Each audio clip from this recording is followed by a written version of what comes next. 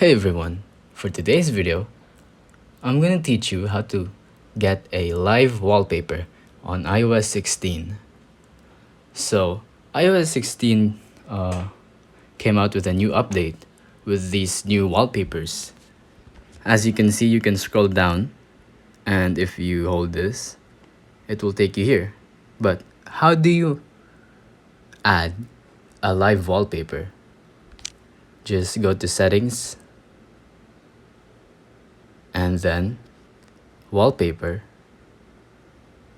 But sadly, they don't actually allow live wallpapers anymore. But it's actually weird because they have some wallpapers of their own, which are also live. And if you look here, if you scroll down, the wallpaper is moving. But sadly, they don't let us use our own live wallpapers, so that's pretty unfortunate. If you think this video is helpful, please consider liking, subscribing, and hitting the notification bell. If you have any questions, feel free to comment down below.